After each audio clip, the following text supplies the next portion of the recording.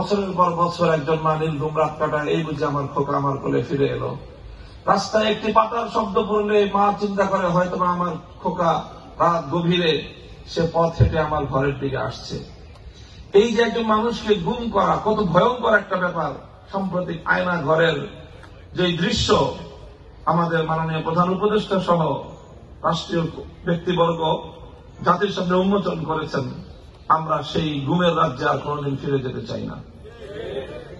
বিগত এই সময়টায় যত জুলুম নির্যাতন হয়েছে, সবচেয়ে বেশি ফ্যাসিবাদের আমলে জুলুমের শিকার হয়েছে ইসলাম।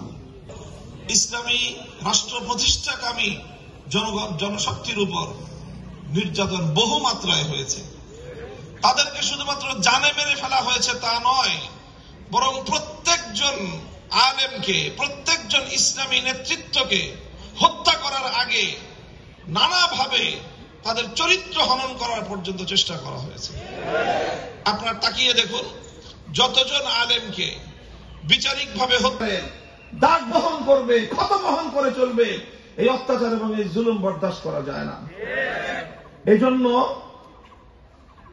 এই ইতিহাসটা আমাদেরকে স্মরণ রাখতে হবে এবং বাংলাদেশ সৃষ্টির যে ইতিহাস, আমি বারবার বলি, আমাদের সেই ইতিহাস নতুন করে আজকে আবার পর্যালোচনায় আনতে হবে। বাংলাদেশ সৃষ্টির পিছনে ব্রিটিশের বিরুদ্ধে 190 বছরের সংগ্রামের কথা আমাদেরকে ভুলে গেলে চলবে না।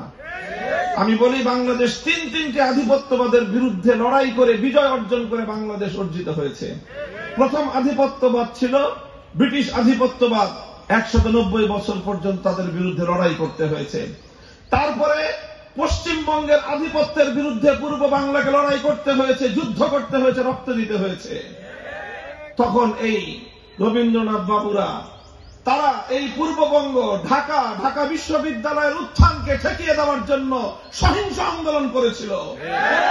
ঘোষণা দিয়ে যারা সহিংস আন্দোলন করে তাদেরকে জঙ্গিবাদী বলা হয় না, ইসলামের কথা বলা হলে আজকে জঙ্গিবাদ বলা হয়।